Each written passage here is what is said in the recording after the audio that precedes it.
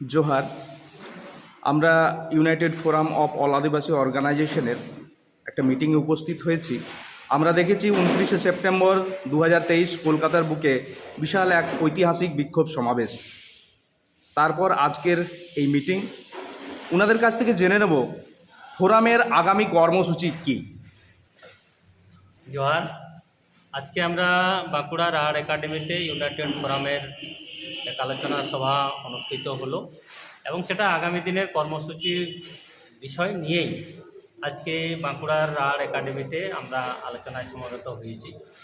আগামী 20 ডিসেম্বর আমাদের এই রাজ্যের যে সমস্ত আদিবাসী জনপ্রতিনিধি আছেন, এমএলএ এমপি রয়েছেন, ওনাদেরকে ইউনাইটেড ফোরামের যে সমস্ত দাবি দেওয়া, সেই দাবি দেওয়াগুলো ওনাদের সামনে আমরা পেশ করব।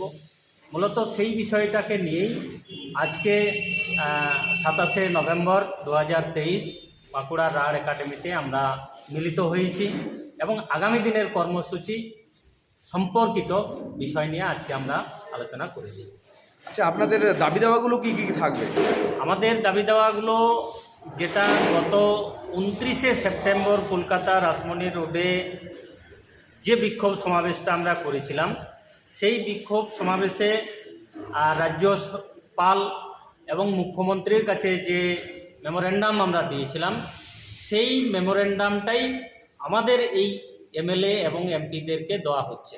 অর্থাৎ সেখানে ছিল বিষয়বস্তু যে ক্ষত্রিয় কর্মীদেরকে এসটি করণের বিরোধিতার বিষয় নিয়ে, আমাদের ফেক এসটি সম্পর্কিত বিষয় নিয়ে ছিল, ইউসিসি বিল নিয়ে আমাদের বিরোধিতা ছিল এবং ফরেস্ট রাইট অ্যাক্ট যে সংশোধনী বিল তার বিরুদ্ধে, দেউচা পোচামি এবং অযোধ্যা প্রোটেস্ট সেটার বিরুদ্ধে, এই সমস্ত দাবিগুলোই এবং যে সমস্ত হোস্টেলগুলো আদিবাসী হোস্টেলগুলো বন্ধ হয়ে আছে সেগুলোকে পুনরায় চালু করার পক্ষে, এই সমস্ত যে দাবিগুলো ছিল সেই দাবিগুলোকে নিয়েই আমাদের আদিবাসী এমএলএদের কাছে আমরা যাচ্ছি।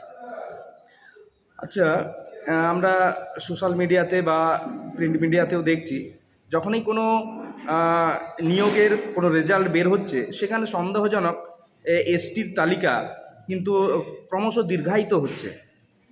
এ ব্যাপারে নিশ্চয়ই আদিবাসী জনপ্রতিনিধিরা ওনারাও জানেন। তো আপনাদের যে 20 ডিসেম্বর যে আপনাদের বিক্ষোভ সমাবেশ ডেপুটেশন, সেই ডেপুটেশন দিলেই কি এই সমস্যার সমাধান হয়ে যাবে? আপনারা কি বলেন? সমস্যা সমাধান হবে কিনা তার ভবিষ্যতেই বলবে। তবে এইটুকু আমরা বলতে পারি যে এই ধরনের যে প্রোগ্রাম, এই ধরনের যে সমস্যাগুলো আমরা সকলের কাছে, আপামর জনসাধারণ কাছে যেমন তুলে ধরছি, তেমনি এমএলএ এমপি সবার কাছে আমরা বিষয়টা উত্থাপন করছি। শুধু তাই না, আমাদের আপনারা জানেন ইউনাইটেড ফোরাম অফ অল আদিবাসী অর্গানাইজেশনের সহযোগে একটা সংগঠন আছে, তার নাম হচ্ছে পশ্চিমবঙ্গ আদিবাসী কল্যাণ সমিতি। মূলত তারা এই ফেক সার্টিফিকেট নিয়েই কাজ করে। তাহলে সেই দিক থেকে তারা আজ থেকে 2 বছর আগে যখন প্রথম আওয়াজটা তুলেছিল, তখন কিন্তু তারা বিশ্বাস করতে চায়নি। তাদের কথাতেও আমরা শুনতে পেয়েছিলাম ফেক বলে বলছেন, ফেকটা আমাদের দিন, আমরা ঠিক ব্যবস্থা করব। কিন্তু পরবর্তী পর্যায়ে যখন আমরা দিতে গেলাম, তারা বুঝতে পারলেন যে না, ফেক বলে বাজারে আছে, তখন তারা নিশ্চুপ হয়ে গেলেন। এখন তাদেরকে বলার পর তারা কি করবেন সেটাই তো যদি কালা বোবা হয়ে যায়, তাহলে সেখান থেকে আর বেশি কিছু আশা নিশ্চয়ই আমরা করব না। তবে এইটুকু তো অন্তত বলতে পারবো ভবিষ্যতে যে আপনাদের কাছেও আমরা গেছি, আপনাদের দ্বারাও আমরা উপস্থিত হয়েছি, কিন্তু আপনারা বিষয়টা গুরুত্ব দেননি।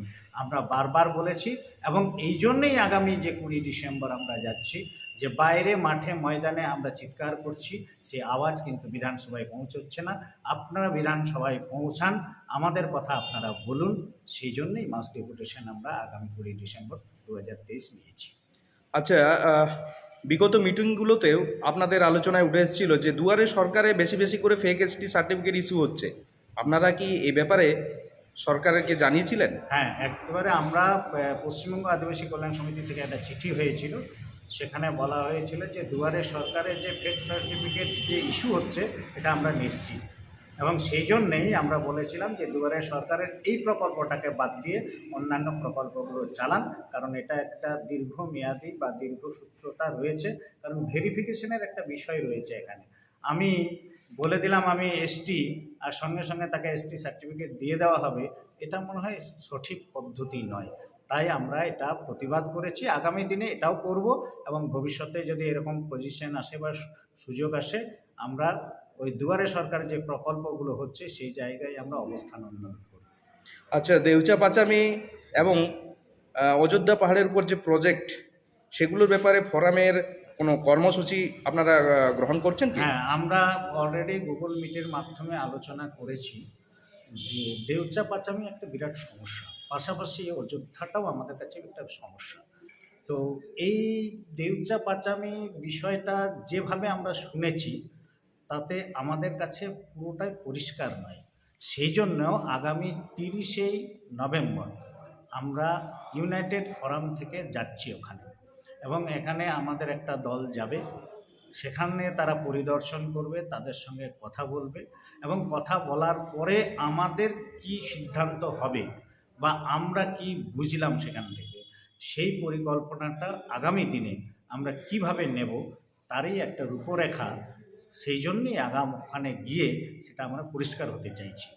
পাশাপাশি এটাও আমরা আবার বলেছি, দেউচা পাচামিতে যেমন আমরা যাচ্ছি, ঠিক অযোধ্যাতেও আমরা ইউনাইটেড ফোরাম থেকে যাব, এবং পিন পয়েন্ট একদম অযোধ্যাতে গিয়ে যে আন্দোলনটা আমরা করতে পারবো, সেইভাবেই যদি আমরা সেখান থেকে সাড়া পাই বা সেভাবে যদি আমাদের মনে হয় যে না ওখানে আন্দোলন করা দরকার আছে, তাহলে আমরা আন্দোলন করব।